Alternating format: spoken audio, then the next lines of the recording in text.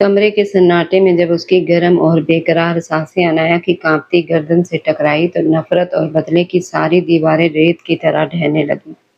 आबिद खान की गहरी चमकदार आंखों में एक ऐसा अनसुलझा राज तैर रहा था, जैसे समझ पाना अनाया के बस में नहीं था। उसकी उंगलियों ने जब बड़ी नजाकत से उसके चेहरे को छूकर अपनी गिरफ्त में लिया, तो अनाया का दिल किसी सूखे पत्ते की तरह कांप उठा कि ये कोई सोची समझी साजिश थी या रूह तक उतर जाने वाला जुनून। तुम सिर्फ लड़ती झगड़ती और गुस्सा दिखाती ही अच्छी लगती हो, और ये आबिद खान इस पूरी दुनिया में सिर्फ तुम्हें सुनने के लिए खुद को तुम्हारे हवाले कर चुका है। उसके लहजे में छुपी सम्मोहन भरी मिठास किसी मीठे जहर की तरह आना की रगों में उतरती चली गई। वह इंसान जो कल तक उसके लिए सबसे बड़ी मुसीबत और घमंड का दूसरा नाम बना हुआ था, आज उसी के माथे पर अपने लब रखकर उसे अपनी सल्तनत की रानी घोषित कर रहा था। उसके झुके हुए होठों की छुअन में एक ऐसी अनकही दास्तां छिपी थी, जिसने अनाया के अंदर सुलगते हर डर और वहम को पल भर में राख कर दिया। क्या वाकई ये वही बेरहम शख्स था जिसे वह हर कीमत पर पीछा छुड़ाना चाहती थी, या फिर तकदीर ने नफरत के नकाब के पीछे बेइंतहा मोहब्बत का कोई गहरा तिलिस्म छुपा रखा था।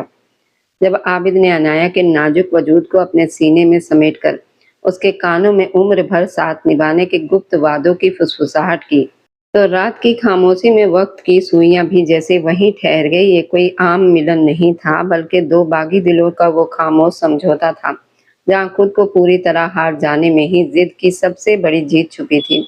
और इसी रहस्यमयी मोड़ से शुरू हुई थी उस बेपरवाह चुलबुली लड़की और एक अड़ियल राजकुमार की वह अनोखी दास्तां, जिसने हर नफरत को हराकर मोहब्बत का एक नया इतिहास रच दिया था। ये कहानी उस दिन शुरू हुई थी। मिस अनाया, मैं इस खान ग्रुप का मालिक हूँ, आप नहीं। आपकी हिम्मत कैसे हुई मेरे कहे बिना ये मीटिंग रद्द करने की? आबिद खान का गुस्सा सातवें आसमान पर था। माफ कीजिए सर, आप सुबह 8 बजे सो रहे होते हैं, इसलिए चुप रहिए। आप मेरी सेक्रेटरी हैं, पत्नी बनने की कोशिश मत कीजिए। उसके इस अपान भरे लहजे पर अनाया की आंखें भर आई। वो बहुत मजबूरी में नौकरी कर रही थी, लेकिन आज उसका सब्र जवाब दे गया। वो उसी समय अपना इस्तीफा देकर वहां से चली गई। बेटा, गरीब की बद्दुआ नहीं लेते, उस लड़की को काम पर वापस रखो। दादी नुसरत बेगम के समझाने पर जब वो उसके घर पहुंचा, तो दरवाजा खोलते ही बच्चे ने उसे देखकर अजीब सा मुंह बनाया। गंदे अंकल, आपको मैं गंदा क्यों लगा?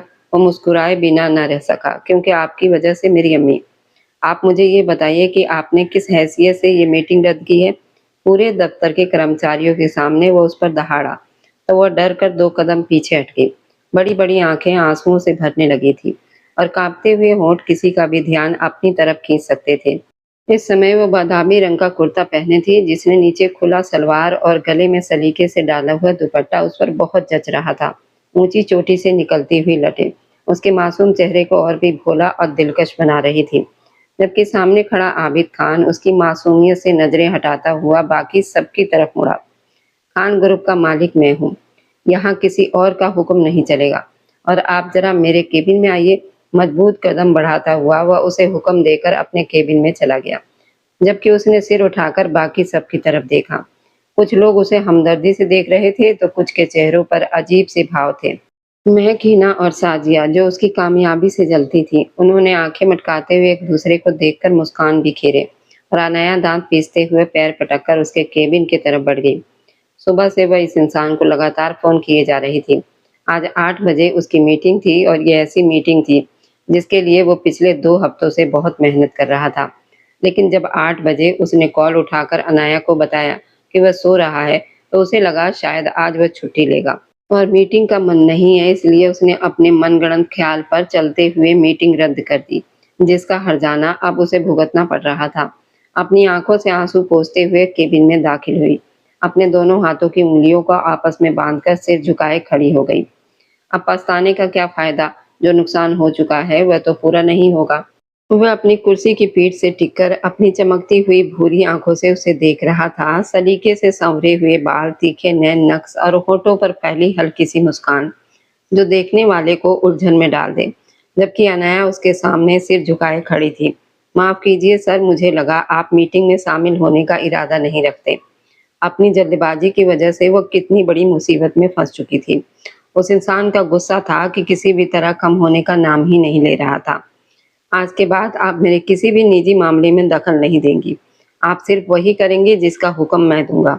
उसने उंगली उठाकर चेतावनी दी, जबकि अनाया की आंखों में चमकते हुए आंसू साफ दिखाई दे रहे थे। आखिर इतनी जल्दीबाजी क्यों है? क्यों नहीं समझती आप बात को? पिछले 2 महीनों से वह इस लड़की के साथ सिर खपाई कर रहा था। वह हमेशा से ऐसे ही थी। उसके मुंह से आधी बात सुनती और जाकर उस पर काम कर देती, ये जाने बिना कि उसका अगला हुक्म क्या होगा। और वह हमेशा उसे उसकी जल्दीबाजी पर टोक देता था। हद से ज्यादा बेवकूफ लड़की हैं आप, जिसके अंदर दिमाग नाम की चीज ही नहीं है।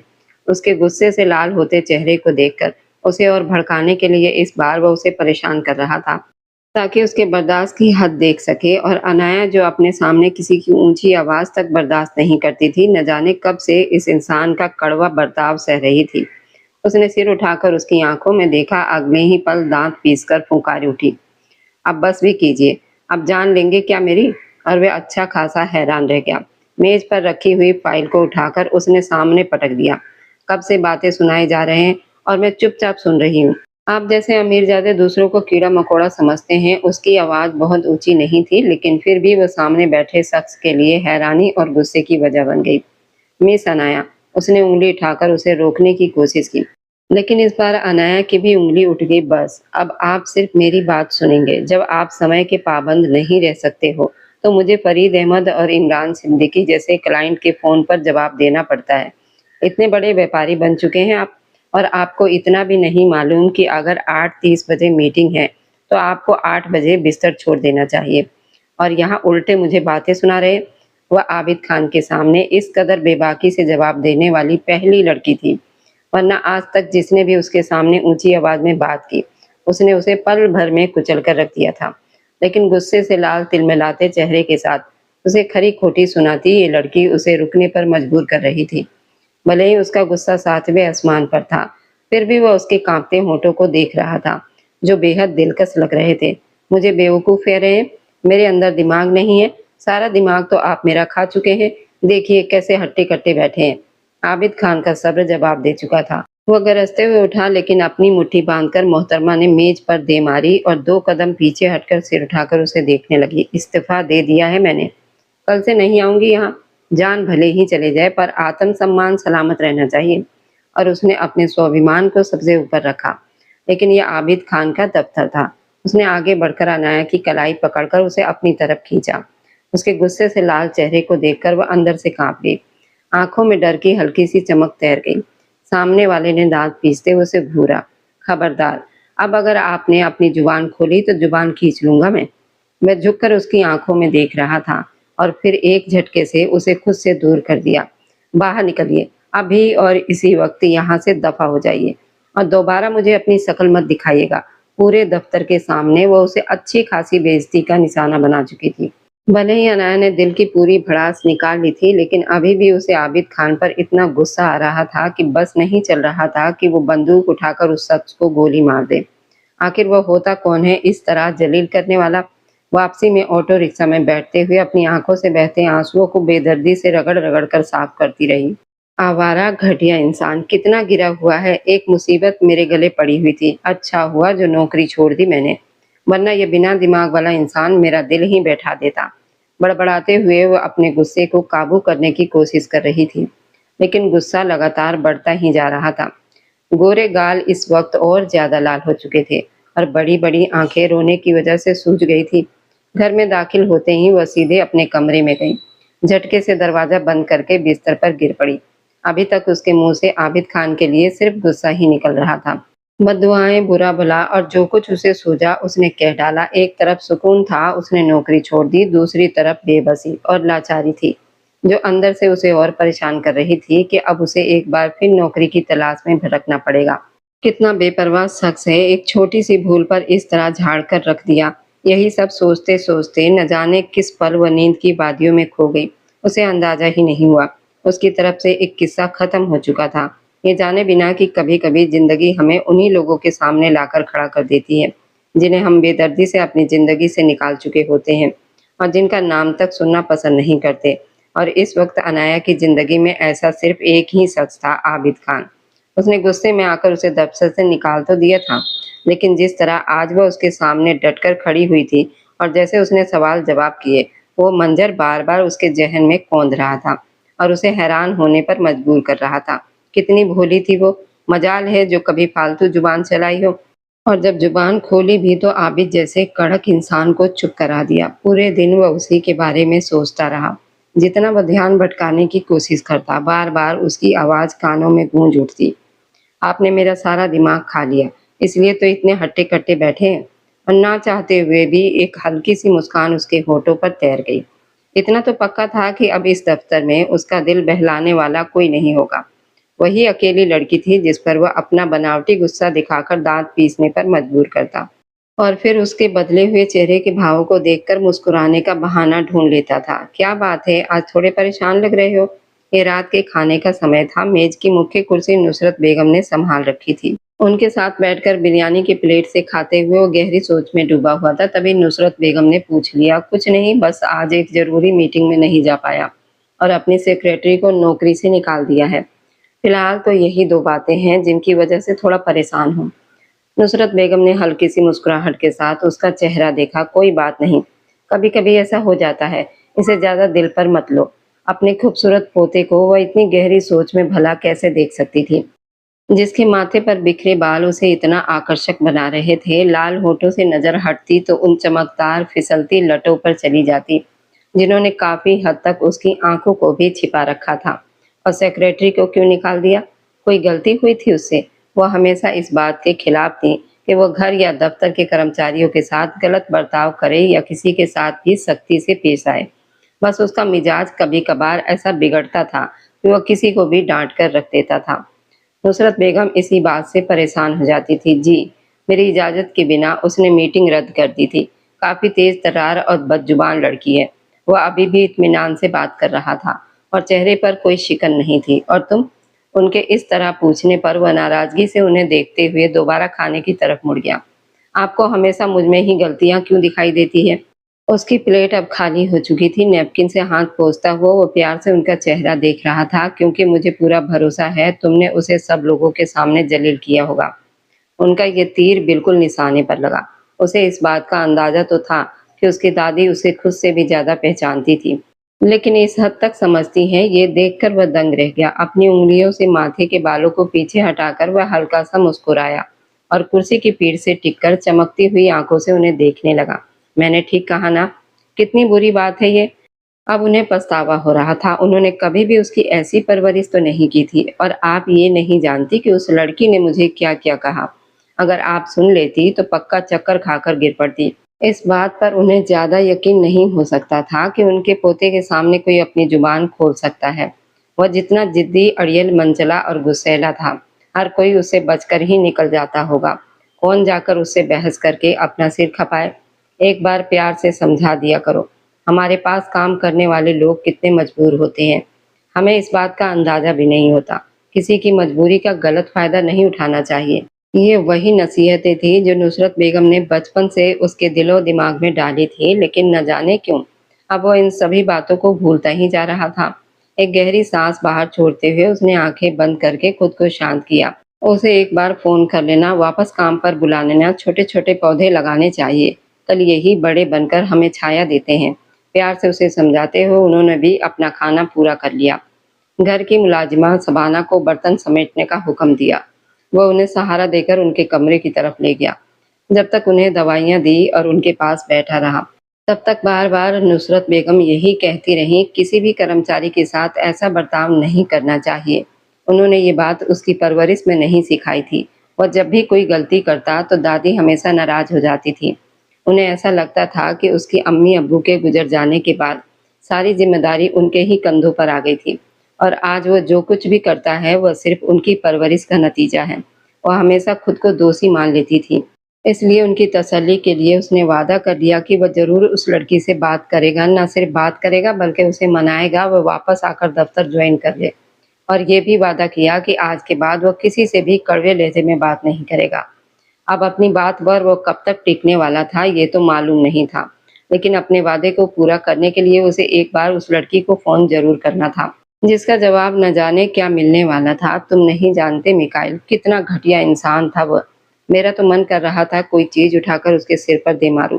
अपने सामने बैठे 3 साल की मिकाइल को वो सारा किस्सा सुनाते हुए बार-बार उस इंसान का ज़िक्र कर रही थी। और वो मासूम भी इतने ध्यान से सुन रहा था जैसे दुनिया की सबसे मज़ेदार कहानी सुन रहा हो। अपनी आँखें बड़ी-बड़ी खोले उसकी नज़रें सिर्फ़ और सिर्फ़ अनाया के चेहरे पर टिकी हुई थी।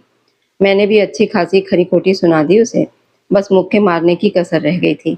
अब जिस दिन हाथ आएगा ना वो भी पूरी कर लूँगी और उसके पास था ही कौन उस छोटे से बच्चे के अलावा।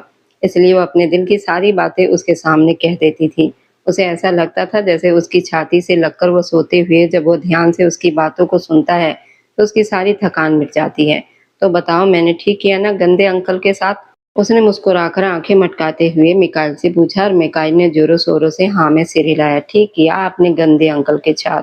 वह भी पूरे जोश से उसका साथ दे रहा था, पूरी तरह उसकी तरफदारी कर रहा था। उसे यही तो करना आता था क्योंकि उसे यही सिखाया गया था। और अनाया ने झुककर फटाफट उसके दोनों गालों को चूमते हुए पीछे हटकर कहा, अब तुम बैठो मैं खाना लेकर आती हूँ। ये मोबाइल रखा है इसका ख्याल रखना और कमरे की किसी भी चीज को हाथ नहीं लगाना, ठीक है? उसे अच्छी तरह समझाने के बाद वो कमरे से बाहर निकल गई। उसके कमरे से निकलते ही मिकाइल ने पास रखा हुआ मोबाइल हाथ में उठा लिया। इधर-उधर उंगली घुमाते हुए अपना सबसे पसंदीदा काम कर रहा था, जिसे उसे सिर्फ और सिर्फ मजा आता था। तभी अचानक किसी का फोन आने लगा। कुछ ही देर तो वह हैरान परेशान होकर मोबाइल की स्क्रीन को देखता रहा और फिर झांककर दरवाजे की तरफ देखा जैसे पक्का करना चाह रहा हो कि कोई आ तो नहीं रहा। फिर हरे रंग का बटन दबाते हुए उसने उसी अंदाज में कॉल उठाई जिस तरह अनाया उठाया करती थी। फिर बेफिक्री होकर मोबाइल कान से लगाकर गर्दन झुका ली। वह हर बात में अनाया की ही नकल करता था और इस वक़्त भी वही कर रहा था। दूसरी तरफ से आबिद खान ने सलाम किया जिसे वो चुपचाप सुनता रहा। क्या आप मुझे सुन रही हैं मिस अनाया? एक गंभीर सी आवाज़ मोबाइल से निकलकर उसके कानों से टकराई। उसने मोबाइल कान से हटाकर एक नज़र स्क्रीन को देखा, फिर गुस्से से बोला, गंदे अंकल, ये आप हैं? मम्मा साथ बात ही नहीं करनी। अपनी तरफ से वह पक्का करने की कोशिश कर रहा था। न जाने क्यों उसे लगा जो भी गुस्से से उसकी मम्मा से बात करेगा, वह गंदा अंकल ही होगा। कुछ पलों के लिए सामने वाला आबिद खान पूरी तरह खामोश रह गया। ये कोई छोटा बच्चा था जो उसे गंदा अंकल कहकर बात कर रहा था और साथ ये भी पूछ रहा था, क्या आप उसकी मम्मा से बात करना चाहता है? मम्मा इस शब्द पर ही अटक कर रह गया। क्या वे शादीशुदा थी? उसके बच्चे भी थे? उसे बेहद हैरानी हो रही थी क्योंकि वह इतनी कम उम्र और मासूम दिखती थी। वो कभी मान ही नहीं सकता था कि वह शादीशुदा है। अनाया आपकी मम्मी है? उसने पक्का करने के लिए पूछ लिया। उस बच्चे ने हाँ में सिर हिलाया और फिर ऊंची आवाज में बताने लगा, वो मेरी मम्मा है गंदे अंकल, मेरी मम्मा को मत डांटा करे, गंदे बच्चे। उसने कुछ ऐसे अंदाज में कहा कि आबिद खान ना चाहते हुए भी मुस्कुरा पड़ा और फिर उसकी ये मुस्कुराहट जोरदार ठहाके में बदल गई। वह न जाने कितनी देर पागलों की तरह हंसता रहा। वह छोटा बच्चा उसे अंकल कहने के साथ साथ गंदा बच्चा भी तो कह रहा था। वह शायद उसका बेटा था या जो भी, लेकिन उसने कॉल काट दी और मोबाइल बिस्तर पर उछाल दिया। अपनी दादी की बात मानते हुए वो कॉल तो कर ही चुका था और अब उसे ना सिर्फ वादा तोड़ने का कोई डर नहीं था बल्कि एक तीर से दो शिकार हो चुके थे। एक तरफ अनाया ने कॉल नहीं उठाई बल्कि उसके बेटे ने उठाकर बात कर ली। अगर वह उठाती तो उसे माफी मांगनी पड़ती, अपनी मजबूरी जतानी पड़ती और वह इस बात पर अल्लाह का शुक्रगुजार था कि उसे ऐसा नहीं करना पड़ा। कमरे में वापस आने के बाद अनाया ने मिकाइल के हाथों से मोबाइल झपट लिया। वो बताता ही रह गया कि गंदे अंकल से बात करनी है, उन्हें डांटना है, लेकिन अनाया ने उसकी बात पर ध्यान दिए बिना ही उसे खाना खिलाना शुरू कर दिया। वह साथ साथ खाना खा रहा था और साथ साथ अनाया से अपनी पसंदीदा कहानी भी सुन रहा था। वो पूरे हाव भाव के साथ उसे कहानी सुनाती जा रही थी और सामने बैठा मिकाइल उसकी कहानी में खोता चला जा रहा था। आज तक अनाया ने यही तो सीखा था, कहानियां गढ़ना, और इसलिए जिंदगी ने भी उसे अपनी कहानी में इस कदर उलझा दिया था कि ना तो निकलने का कोई रास्ता था और ना ही अंदर धंसने का। बस एक जगह फंसकर वह अपने लिए रास्ता तलाशने की कोशिश में थी। मंजिल उतनी ही दूर होती जा रही थी। वह इस बात पर ध्यान ही नहीं दे पाई कि सामने वाले ने उसे कॉल की थी या नहीं। कुछ देर वो मिकाइल से बातें करती रही, फिर मोबाइल बंद करने के बाद उसने पास की मेज पर रखा, सोने के लिए लेट गई। बाहर जाकर वह भाभी से बहस तो नहीं कर सकती थी और ना ही उनके फालतू सवालों के जवाब दे सकती थी, इसलिए वह ज्यादातर अपने कमरे में ही सिमटी रहती थी। मिकाइल भी उसके करीब ही लेटा हुआ था। उसके रेशमी बालों में उंगलियां फिराते हुए वह आने वाले दिनों के बारे में सोच रही थी, जो उसके लिए सिर्फ और सिर्फ मुश्किलें लेकर आने वाले थे। धीरे धीरे उसकी आंखें मुदने लगी और गहरी नींद में पलकों पर उतरकर उसके पूरे थके हुए बदन को अपने आगोश में ले लिया। अगले आने वाले 2-3 दिनों में उसने इधर-उधर फ़ोन करके पता कर लिया, लेकिन कोई भी ऐसी नौकरी नहीं थी, जो उसे तुरंत मिल जाती। भाभी के ताने भी चरम पर थे। वो भला कहाँ उसके खर्चे बर्दाश्त कर सकती थी। उसे जल्द से जल्द अपने लिए कोई ठिकाना ढूँढना था। थक-हार कर उसकी सुई आबिद खान पर आकर अटक जाती। वह दोबारा अपनी नाकामियों का ज़िम्मेदार उसे ठहराकर खुद को बेकसूर मान लेती। हालत ने उसे इतना चिड़चिड़ापन बना दिया था कि अब उसके लिए सुकून का कोई पल बचा नहीं था। हर वक्त वह खीज और गुस्से का शिकार रहती, बड़बड़ाते हुए अपने अंदर की घुटन को कम करती। कोई नहीं था जिसके कंधे पर सिर रखकर वह कुछ देर के लिए अपने सारे दर्द बयां कर पाती। कोई भी नहीं। इस भरी दुनिया में सिर्फ वही थी और उसके साथ उसका अल्लाह था। मॉल की लिफ्ट से नीचे उतरकर वह बाहर की तरफ बढ़ रही थी। तभी उसने अंदर आते हुए आबिद खान को देखा और उसके अंदर का गुस्सा भड़क उठा। उसके साथ उसके दो दोस्त फैजान एहतसाम भी थे। आलीशान सूट बूट पहने वह हमेशा की तरह सबकी नजरों का केंद्र बना हुआ था। वह कुछ देर उसे देखती रही और फिर अंदर के गुस्से और बेचैनी को दबाते हुए जानबूझकर दूसरी तरफ देखते हुए उसके पास से गुजरी। और यह सिर्फ एक हादसा लगा, किसी हादसे की तरह। भले ही इसे जानबूझकर किया गया था, लेकिन दिखने में पूरी तरह हादसा ही लगा। उसका कंधा जरा सा आबिद खान से टकराया। वह लड़खड़ाकर गिरी। दूसरे ही पल आबिद ने उसे संभाला था, लेकिन उसके संभालने के बावजूद वह फर्श पर गिर पड़ी। ये एक सोची समझी योजना थी। उस वक्त उसके सामने उसका बॉस नहीं था, बल्कि एक ऐसा इंसान था जिस पर भड़ास निकालकर वह अपने दिल को सुकून दे सकती थी। उसने आबिद खान के सीने पर दोनों हाथ रखकर उसे खुद से दूर धकेल दिया। आबिद कुछ देर के लिए अचरज से उसे देखता ही रह गया। आप यहाँ भी आ गए अपनी दादागिरी चलाने? आखिर आप पैसे वाले अमीरजादे अपने आप को समझते क्या हैं? ना कोई बात थी और ना ही कोई वजह। उसने वह बहस छेड़ दी, जो खत्म होने का नाम ही नहीं ले रही थी। इधर उधर से गुजरने वाले लोग उसकी ऊंची आवाज सुनकर ध्यान देने लगे और वह खुद भी अच्छा खासा सक पका कर रह गया। वह अनाया को पहचान चुका था, उसकी आंखों में उबलते हुए गुस्से को भी पहचान चुका था। उसके गुस्से की वजह से भी अच्छी तरह वाकिफ था। मैं आप जैसे लोगों को बहुत अच्छी तरह से जानती हूँ। औरतों के करीब आकर उन्हें हाथ लगाने में मजा आता है आपको? वह उसके सामने खड़ा रहा, उसके चेहरे के भावों को देखता रहा। उसका कितना मन कर रहा था कि वो गर्दन पकड़कर उसे उठाकर जमीन पर पटक दे, लेकिन कुछ नहीं कर सका। इधर उधर से आते जाते लोग रुक गए। कुछ लोगों ने आसपास में बातें शुरू कर दी, फुसफुसाहटें होने लगी। लोग तमाशा देखते हुए बात सुलझाने की कोशिश कर रहे थे, लेकिन सब बेकार साबित हो रहा था। वह बस तब तक इस लड़की को गुस्से से देखता रहा, जो अपने अंदर की सारी भड़ास निकालकर और उसे आंखों ही आंखों में चेतावनी देकर वहां से निकल गई। बहुत देर तक वह उसकी पीठ को देखता रहा। यार, ये क्या लड़की थी, अच्छी खासी बेइज्जती कर दी तुम्हारी। एहतसाम ने कोहनी मारते हुए उसे और चिढ़ाया, तो वह सिर्फ एक फीकी मुस्कान देकर रह गया। इस लड़की ने केवल अपने लिए मुश्किलों का बुलावा दिया था। वह नहीं जानती थी ये इंसान अपनी जिद का कितना पक्का है। आज जो कुछ उसने किया था वो माफी के लायक नहीं था। आबिद खान ये बात कभी भी नहीं भूल सकता था। वह जानता था कि वह उसे बदला लेकर ही रहेगा, सिर्फ उसे ये एहसास कराकर रहेगा कि अब वो जहाँ भी उसे देखेगा उसकी हेकड़ी निकाल कर रहेगा। कितनी अजीब थी वह, जबकि उसने उसे फोन भी किया था, लेकिन उसकी जिद और घमंड का ये हाल था कि वह खुलेआम नाटक पर उतर आई। बिना खरीदारी किए वह अपने दोस्तों के साथ ही बाहर निकल आया। गाड़ी में बैठने तक उसके अंदर एक उबाल गुस्सा था, लेकिन फिर बड़े हौसले के साथ उसने खुद को शांत किया। उसने सब कुछ बहुत होशियारी से सुलझाना था और आगे क्या करना है उसके बारे में वो पहले ही योजना बना चुका था। और वह शाम इस कदर खुशनुमा थी कि अनाया किसी नशे की तरह झूमती हुई इधर उधर इतराती फिर रही थी। कितना सुकून मिल रहा था उसे कि उसने इतने लोगों के सामने उस घमंडी इंसान को झाड़ कर रख दिया। भले ही ये 2 मिनट के लिए हुआ था, लेकिन उसके चेहरे के भाव इतने हैरान कर देने वाले थे कि वह अंदाजा लगा सकती थी कि उसके दिल पर इस वक्त क्या बीत रही होगी। काश कि थोड़ा समय मिल जाता, काश कि वह इंसान बहस करता और वह इस बात को और भी बढ़ाती, लेकिन उसने ऐसा कुछ नहीं किया और वह खुद इस बात पर हैरान थी कि उस शख्स का चुप रहना बनता ही नहीं था। फिर भी न जाने क्यों वो चुप रहा। उसी शाम उनके दरवाजे पर होने वाली खटखटाहट कोई आम दस्तक नहीं थी, बल्कि सोची समझी चाल थी। जी, मेरा नाम आबिद खान है, खान ग्रुप ऑफ इंडस्ट्री का मालिक और मिस अनाया का बॉस। उसने पूरे विस्तार के साथ दरवाजे पर आए हामिद खान को अपना परिचय दिया। हामिद खान कुछ देर नासमझी से उसे देखते रहे, फिर औपचारिकता निभाते हुए मुस्कुरा दिए। जी जी सर, कृपया अंदर आइए। हामिद खान अभी तक समझ नहीं पा रहे थे कि इतना बड़ा व्यापारी उनके दरवाजे पर क्या करने आया है। हालांकि अनाया ने उन्हें कोई ठोस वजह नहीं बताई थी, उसने नौकरी क्यों छोड़ दी, लेकिन न जाने क्यों अंदर ही अंदर उन्हें यकीन था कि नौकरी भी अनाया की अपनी ही गलती की वजह से छूटी होगी। आप वो बैठक में आमने सामने बैठे थे।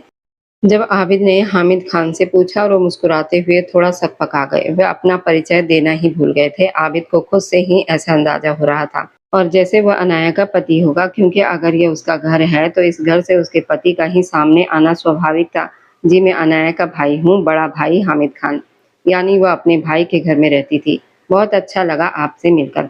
आबिद खान बड़ी मुश्किल से मुस्कुराया। खैरुन्निसा ट्रे में चाय और नाश्ता लेकर अंदर दाखिल हुई और उसके पीछे पीछे अनाया भी कमरे में आई। वह तो ये सुनकर हैरान थी कि कोई उससे मिलने आया है, लेकिन कौन? अंदर बैठे हुए शख्स को देखकर उसे ऐसे लगा जैसे जमीन फट गई हो और वह उसी में समा गई हो, जैसे घर की छत धड़ाम से उसके सिर पर आकर गिरी हो। मिस अनाया, मैं आपसे ये कहने आया था कि थोड़ी बहुत नोक-झोंक तो हर जगह हो जाती है और अगर आप कहेंगी तो मैं आपका वेतन भी दुगना कर दूंगा। लेकिन हमें आप जैसी काबिल कर्मचारी की बहुत ज़रूरत है। आप कृपया कल से ज़रूर आइए। अभी दोपहर में सिर्फ अपने मन की तसल्ली के लिए और अपने घमंड की जिद पर वह उसकी ज़बरदस्त बेइज्जती करके आई थी और वही शख्स इस वक्त उसके सामने बैठकर उसका वेतन दुगना करने की पेशकश कर रहा था। मामला इतना भी सीधा नहीं था जितना नजर आ रहा था। उसने ना में सिर हिलाना चाहा, वो सर दरअसल इस वक्त हामिद खान के सामने कोई भी बहाना बनाना बिल्कुल बेकार था, जबकि खैरुन्निसा की नजरें उसी पर टिकी हुई थी। अगर आपको घर से इजाज़त मिलने की परेशानी है तो आपके भाई यहाँ मौजूद हैं, मैं इनसे बात कर लेता हूँ, या फिर आपके पति से। हालांकि फार्म में कहीं भी ऐसा लिखा नहीं था और ना ही उसने कभी अपने नाम के साथ मिसेज अनाया लगाया था। लेकिन उस छोटे बच्चे की बात सुनने के बाद न जाने क्यों उसे लगने लगा था कि इस बात की भी पुष्टि कर लेनी चाहिए। नहीं, आप गलत समझ रहे हैं। अनाया अविवाहित है, हामिद खान ने तुरंत साफ कर दिया। और आबिद कुछ पल ठहर कर अनाया को देखता रहा। चलो, इस बात का भी पक्का पता चल गया कि मोहतरमा की जिंदगी में अभी कोई नहीं आया था, इसलिए तो इतनी पलट पलट कर जुबान चलाती थी। सिर्फ उसकी जुबान पर लगाम लगाने और उसकी जिद को तोड़ने के लिए ही वो यहाँ आया था और ऐसा बड़ा चाल चल दिया था कि उसे पूरा यकीन था उसके घर वाले किसी न किसी तरह से उसे राजी कर ही लेंगे। और वही हुआ। हामिद खान ने तुरंत कहा, इतनी अच्छी जगह भला क्यों नौकरी नहीं करोगी? बल्कि जरूर करोगी। और अनाया बस तीखी नजरों से आबिद खान को देखती रही, अपना सिर खुजाती रह गई। वह उठकर जाने ही लगा था कि उसने अंदर आते हुए एक छोटे से बच्चे को देखा, जो अनाया के दोनों गालों को चूमने के बाद उछलकर हामिद खान की गोद में जा बैठा। वह कुछ देर उस बच्चे को देखता ही रहा, तभी हामिद खान ने खुद ही उसका परिचय करवाया। ये मेरा बेटा मिकाइल है। यह अनाया को छोटी मम्मी कहता है। अनाया इसकी बुआ है और ये ज्यादातर अनाया के पास ही रहता है, इसलिए इसे छोटी मम्मी बोल देता है। उसकी आंखों में उठते सभी सवाल के जवाब हामिद खान ने एक ही बार में दे दिए थे। घर से बाहर निकलते हुए आबिद ने एक व्यंग भरी मुस्कान अनाया की तरफ उछाली और वह कोई साधारण मुस्कान नहीं थी, बल्कि बारूद के ढेर पर फेंकी गई जलती हुई माचिस की तिली जैसी थी। उसने अनाया के अंदर ऐसा तूफान खड़ा कर दिया कि उसने झटके से दुपट्टा सिर से उतारकर गुस्से से सोफे पर जा बैठी। भाई, आप मुझसे तो पूछ लेते मुझे नौकरी करनी भी है या नहीं। वो बहुत चिढ़ी हुई थी। सुनिए अपनी बहन की बातें, इसके खर्चे तो आसमान छू रहे हैं और नवाबजादी को कोई नौकरी नहीं करनी। खैरुन्निसा ने बीच में दखल देना जरूरी समझा। जब से खैरुन्निसा इस घर में आई थी, पूरे घर का ढर्रा बिगड़ चुका था। उसने तो अनाया को इस घर की नौकरानी ही समझ लिया था, लेकिन हालात इतने भी नहीं बिगड़े थे कि अनाया सहती। वह भी अपनी जगह अडिग थी और खैरुन्निसा को खरी खोटी सुना देती थी। पर उसे इतना तो अंदाजा था कि बिना नौकरी के भाभी उसे चैन से जीने नहीं देगी। बहुत भले इंसान है और कंपनी भी बहुत बड़ी है, तो नौकरी करने में हर्ज ही क्या है अनाया? हामिद खान भी हमेशा अपनी पत्नी की ही बोली बोलते थे और वैसे भी सामने जो कुछ अच्छा खासा दिख रहा था वह तो उसी के आधार पर कह रहे थे। अनाया चुपचाप उठकर अपने कमरे में चली गई। कितनी बड़ी भूल कर दी थी उसने इस शेर के मुंह में हाथ डालकर। वो कैसे उसकी गर्दन दबोचकर उसे हवा में तड़पने के लिए छोड़ गया था, ये बात वही समझ सकती थी। पूरी रात वह यही सोचती रही, सुबह किन शब्दों में वो उससे माफी मांगेगी और किस मुंह से उसका सामना करेगी। काश वो यहाँ से कहीं दूर भाग सकती। काश कि ये रात कभी खत्म ही ना होती और उसे दोबारा उस इंसान का सामना ना करना पड़ता। लेकिन ये सब सिर्फ सोचने की बात थी। रात भी बीती और अगली सुबह खैरुन्निसा ने दरवाजे को जोर जोर से पीट कर उसे जगाया और एहसास दिलाया कि वह जल्दी से तैयार हो जाए, क्योंकि आज उसे दोबारा दफ्तर जाना है। 2 गुना वेतन और ऊपर से अलग से बोनस था, तो फिर नौकरी छोड़ने का सवाल ही पैदा नहीं होता था, चाहे वह जिए या मरे। जी मिस अनाया, आप यहाँ बैठिए और मुझे विस्तार से बताइए मेरे स्वभाव के बारे में, मेरे मिजाज के बारे में और उन सभी बातों के बारे में जिनसे आपको शिकायत है। उसके चेहरे के भाव इतने गंभीर और सख्त थे। अनाया अपने धड़कते हुए दिल को थामकर सिर झुकाए बैठी रही। उसके हाथ साफ तौर पर कांप रहे थे। पलकों को उठाना भी मुश्किल हो रहा था। माफ कीजिए सर। उसके कांपते होठों से बस यही सब निकल सके। वह यूं ही सहमी हुई खड़ी रही। जब आबिद खान कदम बढ़ाता वो उसके बिल्कुल करीब आ गया, इतना करीब कि अनाया में इतनी भी हिम्मत नहीं बची थी कि वह 2 कदम पीछे हट सके। उसके जिस्म की खुशबू आबिद खान के नथनों से टकराकर उसे न जाने कैसा अनोखा एहसास दे रही थी। वह आंखें मूंधे कबूतर की तरह अपनी आने वाले आफत से घबरा रही थी। मैंने आपसे कहा था कि अगर मेरे सामने दोबारा जुबान चलाई तो आपकी जुबान खींच लूंगा। याद नहीं रहा आपको? वह उसे दीवार से सटा चुका था। उसकी पकड़ के बीच थर-थर कांपते हुए अनाया की आंखों से आंसू छलक पड़े और वो बचने का रास्ता तलाशने लगी। मुझसे भूल हो गई, मेरी जुबान फिसल गई थी। उसने बेबुनियाद से बहाने बनाने शुरू कर दिए। वो बस मैं गुस्से में थी, नहीं मतलब मैं गुस्से में भी नहीं थी। उसके मुंह में जो भी आता गया वह उसकी आंखों में देखती हुई बड़बड़ाहट में बोलती चली गई। मैं बहुत परेशान थी नौकरी छूट जाने के डर से, इसलिए मेरे मुंह से अनाप-शनाप निकल गया।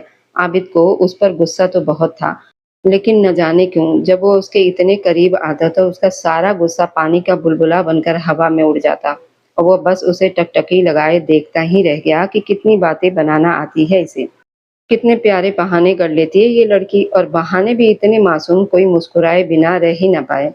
जबकि उसकी इतनी नजदीकी पर अनाया के चेहरे की रंगत अनार की तरह सुर्ख लाल होती जा रही थी। बेहतर होगा आप ये भी कह दीजिए कि मैं बीमारी में थी, डिप्रेशन में चली गई थी और मेरी जुबान मेरे काबू में नहीं थी। आज के बाद गलती की कोई गुंजाइश नहीं है। अगर आपने कोई भी गैर जरूरी काम किया या बात करने की कोशिश की तो आप सोच भी नहीं सकती कि आबिद खान आपके साथ क्या करेगा। उसके चेहरे को दोनों तरफ से सख्ती से थामकर ऐसी धमकी देते हुए उसने अनाया को अच्छा खासा डरा दिया था। जबकि जल्दी-जल्दी हाँ में सिर हिलाती हुई वह खुद को उसकी पकड़ से आज़ाद कराकर तुरंत केबिन से बाहर भाग गई। उसके बाहर निकलते ही आबिद ने होठों पर रुकी हुई मुस्कान को खिलने दिया। मोहतरमा और मोहतरमा के डायलॉग्स, इन्हें तो किसी नाटक में होना चाहिए था। अनाया जानती थी कि जब तक वो यहाँ काम करेगी, वो शख्स किसी न किसी तरह से उसे जताता ही रहेगा कि उसके लिए यहाँ टिकना किसी सजा से कम नहीं होगा, और वह खुद भी यहाँ नहीं रहना चाहती थी। पूरे दिन वह काम भी करती रही, खुद को उस इंसान की नज़रों से भी बचाती रही और साथ ही साथ एक ज़बरदस्त बहाना ढूँढती रही जो जाकर वो हामिद खान को बता सके, और हामिद खान कल से उसे दफ्तर जाने की इजाज़त ही ना दे। रास्ते में मनचले लड़के परेशान करते, हाँ ये कह दूँगी भाई को। और फिर उसने खुद ही ना में सिर हिला दिया, नहीं, वह कल से खुद मुझे छोड़ने और लेने आएँगे, ये कोई बड़ी बात नहीं बनेगी। दफ्तर में कोई लड़का छेड़ता है, नहीं, नहीं, ये तो बहुत गिरी हुई बात होगी। किसी बेकसूर पर झूठा इल्ज़ाम लगाऊँगी तो कितना बुरा लगेगा। इस विचार को भी उसने तुरंत खारिज कर दिया। किसी और पर क्यों, उसी पर इल्ज़ाम लगाती हूँ जिस पर लगाना चाहिए, आबिद खान पर। बिल्कुल सही। वह एक बार फिर आग से खेलने जा रही थी, लेकिन इस बार इसकी योजना बेहद पक्की थी। ठीक 2 दिनों के बाद उस शख्स की डाँट-फटकार और काम का बोझ सहते-सहते उसकी हिम्मत पूरी तरह टूट चुकी थी। ना तो अब वह उसके सामने सिर उठाकर बात कर सकती थी और ना ही ये शर्मिंदगी खत्म होने का नाम ले रही थी। वह दफ्तर में न जाने कितनी लड़कियों का महक, हिना, सादिया तक का क्रश था। ये बात तो वो भी मानती थी कि वह हद से ज्यादा खूबसूरत और आकर्षक था, लेकिन इस अड़ियल और घमंडी शख्स को पसंद करना अपने आप में पागलपन था। अनाया को तो ये सोचकर भी अजीब लगता था।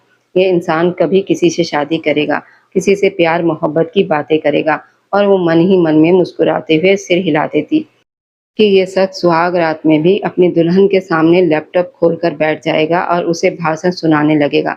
इसे तो कोई प्रोफेसर होना चाहिए था। शाम को जब वो दफ्तर से घर पहुंची तो उसका चेहरा बुरी तरह से मुरझाया हुआ था। उसने रात का खाना भी ठीक से नहीं खाया और आखिरकार वही हुआ। वह चाहती थी, हामिद खान ने पूछ ही लिया, उसे क्या परेशानी है और उसकी तबीयत तो ठीक है ना। कुछ देर वह सिर झुकाए अपनी उंगलियां चटकाती रही। हामिद खान इंतजार भरी नजरों से उसे देखते रहे और फिर उसने अपनी भरभराई आंखों से हामिद खान की तरफ देखा। मेरे बॉस का बर्ताव मेरे साथ बिल्कुल भी ठीक नहीं। बहुत परेशान करते हैं मुझे, अजीब अजीब बातें करते हैं और गंदी नजरों से देखते हैं। मुझे अब उस दफ्तर नहीं जाना। जो कुछ उसने पहले से सोच रखा था, बिल्कुल वही सब उसने रोते हुए हामिद खान के सामने दोहरा दिया और हामिद खान हैरानी से उसे देखते रहे।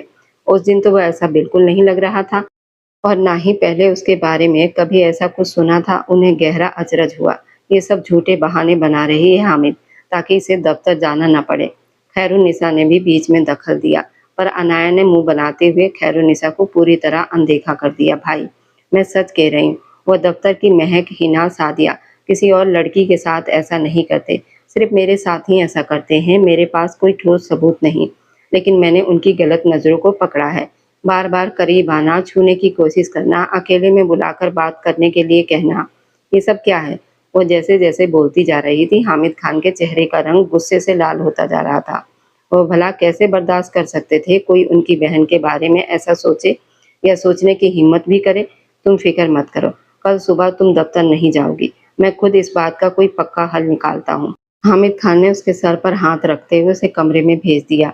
अनाया ने कमरे में आने के बाद दरवाजे की कुंडी अच्छी तरह चढ़ाई और अपनी खुशी की चीख को बड़ी मुश्किल से गले में ही दबाया। और बेहद उत्साहित नजर आ रही थी। आखिरकार जो कुछ उसने सोचा था वह कर दिखाया था, लेकिन इतनी जल्दी सब हो जाने पर भी वह अंदर से बेचैन थी। कमरे में गोल गोल चक्कर काटते हुए खुद की पीठ थपथपाकर वह इस पल का पूरा आनंद ले रही थी। सबसे पहले उसने अपना मोबाइल उठाया और उस घमंडी इंसान का नंबर ब्लॉक कर दिया। अब जब दफ्तर ही नहीं जाना तो उसका नंबर रखने की क्या जरूरत है। अब तो बस आज़ादी ही आज़ादी थी, ना कोई आबिद खान और ना ही कोई बातों से परेशान करने वाला जल्लाद। अगले दिन पहले तो आबिद खान उसके दफ्तर ना आने पर हैरान हुआ। जब उसने फ़ोन मिलाया तो पता चला कि उसका नंबर ब्लॉक कर दिया गया है। अब ये कौन सा नया नाटक है? वह बहुत ज़्यादा चिढ़ गया। लेकिन जिस वक्त उसे ये सूचना मिली कि बाहर हामिद खान नाम का व्यक्ति उससे मिलने आया है, उसने तुरंत आसिफ और आमिर को कहकर उन्हें अंदर भेजने का हुक्म दिया। वह अब इस हनाया नाम के ड्रामे से अच्छी खासी दिलचस्पी ले रहा था। वह जानना चाहता था कि ये लड़की किस हद तक जा सकती है और क्या-क्या कर सकती है। वो बस उसकी इस बेतुकी जिद को तोड़ना चाहता था। हामिद खान बेहद गुस्से में उसके सामने कुर्सी पर बैठे उसे घूर रहे थे। आप जानते हैं कि आपकी कंपनी और आपका समाज में बहुत बड़ा नाम है, लेकिन यहाँ आप लड़कियों के साथ कैसा घटिया बर्ताव रखते हैं, इस बात का कोई अंदाजा है आपको? आबिद ने चौंकते हुए हामिद खान को देखा। एक ही पल में ये ख्याल उसके दिमाग में बिजली की तरह कौंधा, इस चालाक लड़की ने जरूर उसके खिलाफ कोई नया बखेड़ा कर दिया है। वह इतनी आसानी से शांत बैठ जाए, ऐसी मिट्टी की तो वो बनी ही नहीं थी। क्या मतलब है हामिद खान साहब? मैं कुछ समझा नहीं। वो बहुत ही शालीनता और नरमी से बात कर रहा था। उसका सारा घमंड कहीं पीछे छूट गया था। मतलब यही कि अनाया ने हमें सब कुछ बता दिया है कि आप बात करते हुए गलत हरकतें करते हैं, गंदी नज़र रखते हैं, और आप समझ लीजिए कि मैं यहाँ सिर्फ आपको चेतावनी देने आया हूँ। अब से वह आपके दफ्तर में कदम नहीं रखेगी। लेकिन अगर आपने किसी भी दूसरी लड़की के साथ ऐसा गंदा बर्ताव किया तो मैं सीधे पुलिस के पास जाऊँगा। ये सुनकर आबिद खान आबक सा बैठा रह गया। ये उसके भोलेपन का सिला ही तो मिल रहा था। वह खुद चलकर उनके दरवाजे तक गया था, चाहे जिद में ही सही, लेकिन उसे बेहतरीन वेतन दे रहा था और वह लड़की अपनी हदें पार करती जा रही थी। अगर वह अच्छा खेल खेल रही थी तो ये भूल गई थी कि सामने वाला भी इस मैदान का मजा हुआ खिलाड़ी था, जिसने इस खेल में न जाने कितने बड़े-बड़े दिग्गजों को मात दी थी। वह एकदम सीधा हुआ, हल्के से कंधे झुकाकर हामिद खान को देखा, फिर बड़ी विनम्रता से सिर झुका लिया। मैं दिल से माफ़ी चाहता हूँ हामिद खान साहब, लेकिन अब अगर बात खुल ही गई है तो मुझे ये कबूल कर लेना चाहिए कि मैं अनाया से निकाह करना चाहता हूँ।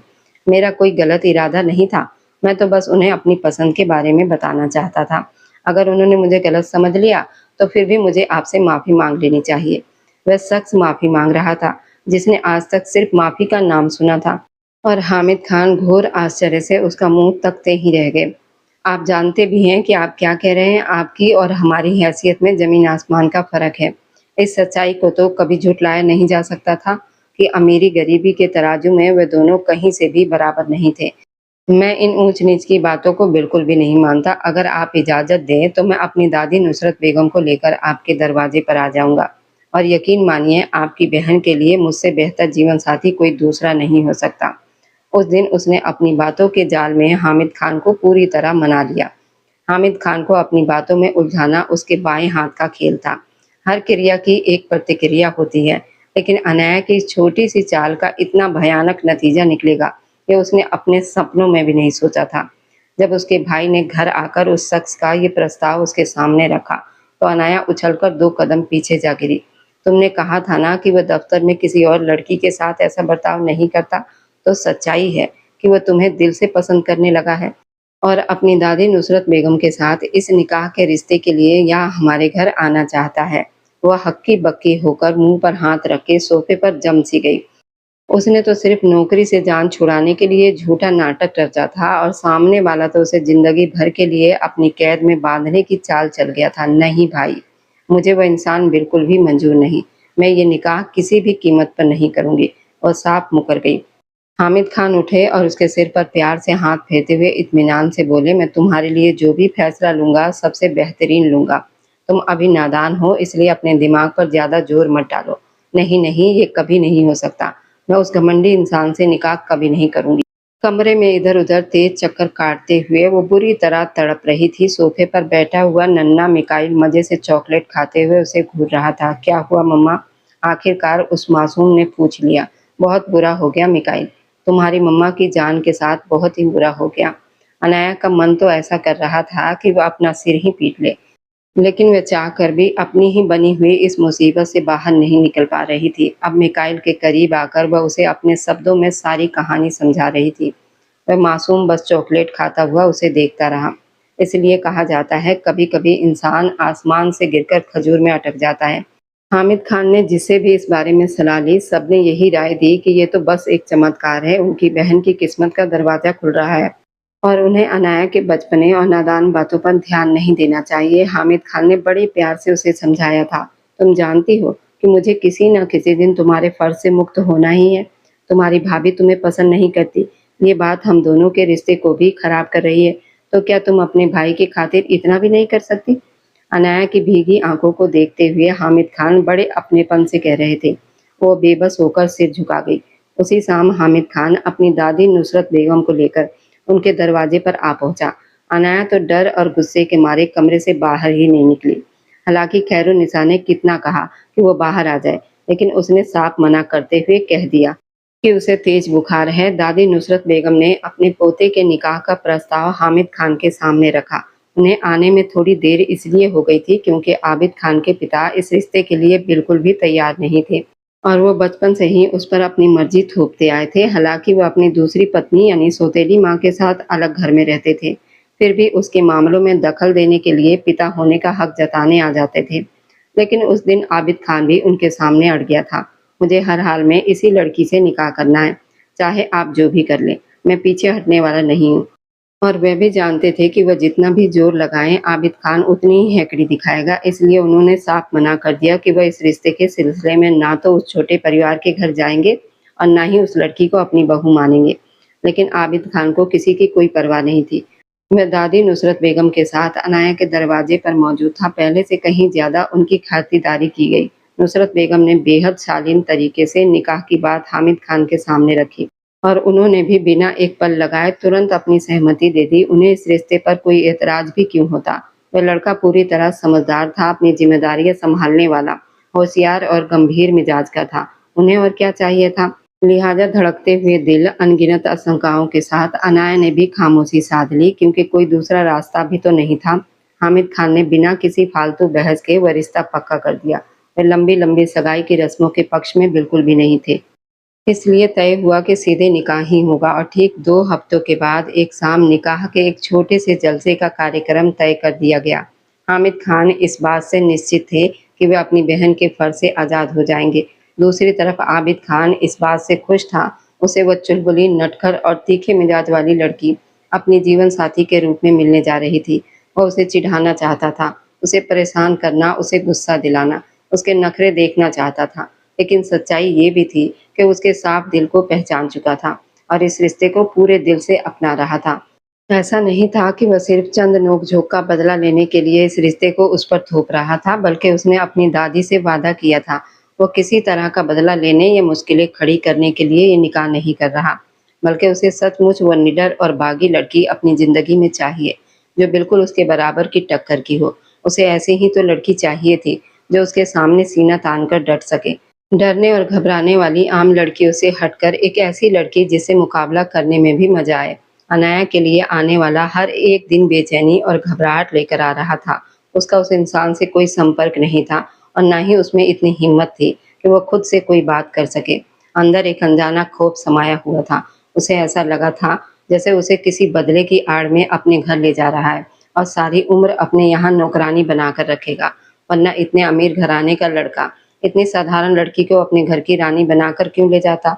घर भर में शादी की तैयारियां जोरों पर थी। अनाया ने किसी चीज में कोई दिलचस्पी नहीं दिखाई, लेकिन फिर भी खैरुनिसा और हामिद खान उसे सामान दिखाते और मनाते रहते। वह खुद बाजार जाकर अपने निकाह का जोड़ा पसंद कर ले, लेकिन उसने सिर दर्द का बहाना बनाकर खुद को कमरे में कैद कर लिया। इसलिए आबिद खान खुद जाकर अपनी पसंद से उसके निकाह की पोशाक लेकर आया। वह हल्के गुलाबी रंग का बेहद खूबसूरत सरारा था, जिस पर सुनहरे तारों का बारीकी नफीस काम किया गया था। उसकी सुंदरता ऐसी थी, जो भी उसे पहनता उसके रूप में चार चांद लग जाते। और आज की शाम अनाया ने मेहंदी से लगे हुए हाथों के साथ वही सरारा पहन लिया था। उसकी हथेलियों पर जगमगाता हुआ आबिद खान का नाम उसके दिल की धड़कनों को बेतहाशा बढ़ा रहा था। और अपने होठों को चबाते हुए वो न जाने किन किन बुरे वहमों में घिरती जा रही थी। इंसान खुद को चाहे कितनी भी तसल्ली दे ले, कितने भी दिलासे दे, लेकिन इस घबराहट के आगे कोई तसल्ली काम नहीं आ रही थी। धड़कते हुए सीने के साथ अनाया ने आईने में अपना अक्स देखा।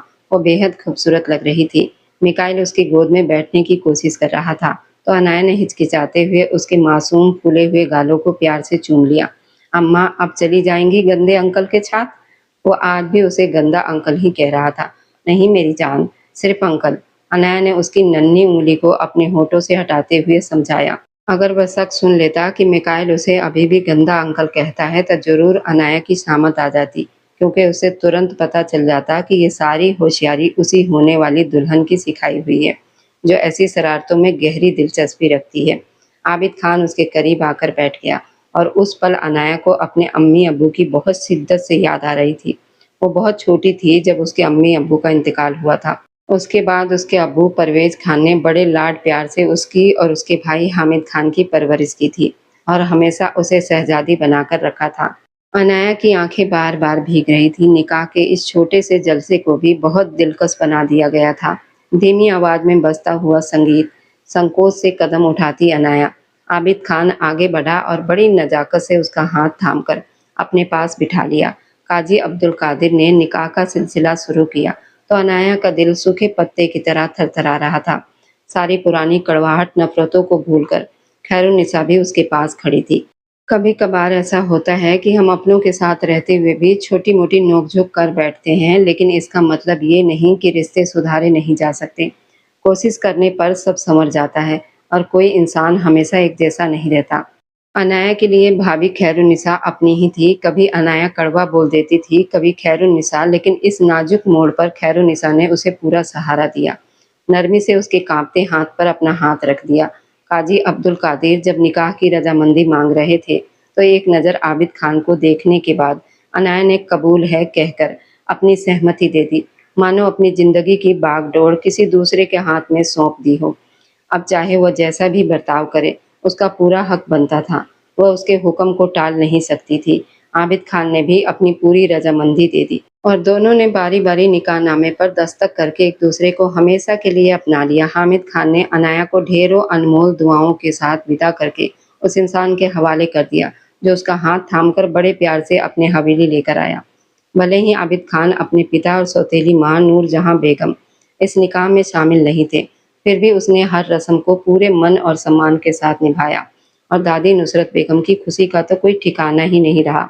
उनकी आंखों ने अपने पोते को अपनी जिंदगी में बसते हुए देख लिया और इससे बढ़कर उन्हें भला क्या चाहिए था। दोनों की नज़र उतारने के बाद घर की मुलाजिमा सबाना अनाया को सजे हुए कमरे में छोड़कर चली गई। उस कमरे में बैठी अनाया अजीब सी घबराहट और उलझन में घिरी हुई थी। वह बार बार अपनी हथेलियों को आपस में मलती और बेचैनी से चारों तरफ देखती। वो काफी देर तक इंतजार करती रही, लेकिन आबिद खान लगभग 2-3 घंटे के बाद कमरे में दाखिल हुआ। अनाया बुरी तरह थक चुकी थी, लेकिन उसे कमरे में आते देखकर अपनी पलकें झुकाए पूरी तरह सतर्क होकर बैठ गई। आबिद बहुत अच्छी तरह जानता था, ये तेज जुबान वाली लड़की अपनी मर्जी से शांत नहीं बैठी है। बल्कि उसकी बड़ी-बड़ी आँखें चीख-चीख कर अंदर के डर और वहम को बयाँ कर रही थी। बड़े प्यार और पूरे हक के साथ चलते हुए अनाया के पहलू में आकर बैठ गया। वह और सिमट कर ज़रा दूर खिसक गई। आबिद ने नरमी से उसकी कलाई पकड़कर उसे अपने करीब खींच लिया। आज वह उसके सामने बैठकर जानबूझकर उसे उसी गहरी नज़र से देख रहा था, जो आर-पार देखने वाली थी, और ये भी अनाया की हिम्मत परखने का एक तरीका था। अपनी काँपती हुई पलकों को उठाकर अनाया ने आबिद खान को देखा, तो वह खुलकर हँस पड़ा। अब अगर इजाज़त हो तो जिस तरह चाहूँ देख लूँ। अब तो ऐसा नहीं होगा कि आप जाकर किसी से मेरी शिकायत लगा दोगी। उसकी बात सुनकर अनाया नम आँखों के साथ अपने होंठ दबाकर रह गई। आबिद ने झुककर उसके होठों को आज़ाद कराया। अनाया की आँखों में देखा, जो अनार के दानों की तरह सुर्ख हो रही थी। मुझे माफ़ कर दीजिए प्लीज़। अनाया बस इतना ही कह पाई और चाह कर भी आगे कुछ न बोल सकी। तभी आबिद खान ने उसे कमर से थामकर अपने सीने से लगा लिया और धीरे-धीरे उसके गहने उतारने लगा। अपनों से ऐसे माफ़ी नहीं माँगा करते, और वैसे भी बात बिगड़ी कहाँ है जो तुम माफ़ी माँग रही हो? तुम तो लड़ती झगड़ती, चीखती चिल्लाती और अंदर की भड़ास निकालती ही अच्छी लगती हो। और आबिद खान ने खुद को सिर्फ तुम्हारी बातें सुनने के लिए ही रखा है। उसके पास एक दादी नुसरत बेगम के अलावा कोई सच्चा अपना नहीं था। वो बस यही चाहता था ये लड़की पूरे दिल से उसके साथ रहे। और जब अनाया ने हैरत से उसे देखा, जैसे वह यकीन करने की कोशिश कर रही हो कि ये कोई सपना नहीं बल्कि हकीकत है, तो आबिद ने मुस्कुराकर उसके नाजुक वजूद को अपनी बाहों में समेट लिया। उसके सारे डर और परेशानियों को हमेशा के लिए मिटा दिया। उसके होठों से उसकी गर्दन तक का सफ़र तय करते हुए उसके पूरे वजूद पर छा गया था। वह इस रात के कुछ खास वादे थे जो उसने अनाया के कानों में मिठास घोलते हुए कर लिए। उसकी कोमल पकड़, मचलती हुई सांसों और धीमी फुसफुसाहट के बीच अनाया ने बड़े सुकून से आंखें मूंद ली और खुद को पूरी तरह उसके हवाले कर दिया। नफरत, बदला, साजिश, गुस्सा, ये सब इंसान के खुद के बनाए हुए खेल होते हैं। अगर इन्हें बढ़ावा ना दिया जाए तो ये अपनी मौत खुद ही मर जाते हैं। उसके वजूद में वे अपना सारा प्यार शिद्दत उड़ेलने के बाद आबिद झुककर उसके माथे को चूम गया। तुम हमेशा से मेरी रानी हो जो मुझ पर राज करोगी, लेकिन कुछ नियम और शर्तें भी होती हैं ताकि इस राज में कोई खलल ना पड़े। और अनाया मुस्कुराते हुए उसके सीने पर सिर रखकर आंखें बंद कर गई। उसने कभी सपने में भी नहीं सोचा था इस इंसान के साथ ये रात इतनी खूबसूरत होगी। ना सिर्फ वो रात बल्कि आने वाले दिनों में भी। अनाया पर यह साबित कर दिया गया, आबिद खान असल में एक अनमोल हीरा था, जिसे अल्लाह ने उसे सौंपकर उसकी जिंदगी को पूरा कर दिया था। ये रिश्ता चाहे जिस मोड़ पर जैसे भी बना हो, लेकिन बीतता हर दिन इसे और भी पक्का और गहरा बनाता जा रहा था। आबिद हर मोड़ पर उसके साथ चट्टान की तरह खड़ा रहता, पल पल उसे अपने साथ होने का एहसास दिलाते हुए उस पर बेशुमार प्यार लुटाता। और अनाया भी पूरे विश्वास के साथ उसके कंधे से कंधा मिलाकर उसका साथ निभाने के लिए तैयार रहती। पति पत्नी के रिश्ते की सबसे बड़ी खूबसूरती यही होती है, दोनों एक दूसरे की कमियों को दूर करके एक दूसरे को पूरा कर दे। अगर दोनों एक दूसरे के अधूरेपन का मजाक उड़ाए या एक दूसरे के वजूद को छोटा समझे, तो रिश्ता कुछ ही दिनों में एक ऐसा नासूर बन जाता है जो जिंदगी भर दर्द देता रहता है। निकाह अल्लाह का सबसे पसंदीदा रिश्ता है, इसलिए इसे हमेशा उसी पाकीज़गी और वफ़ा के साथ निभाना चाहिए, जैसे एक पाक रिश्ते को निभाया जाता है। आज की कहानी कैसी लगी कमेंट में अपनी राय ज़रूर दीजिएगा। इससे हमें आपकी पसंद को समझने में मदद मिलती है। और हाँ, आगे आने वाली खूबसूरत रोमांटिक कहानियों के सफ़र में हमारे साथ जुड़े रहने के लिए चैनल को सब्सक्राइब ज़रूर कर लें।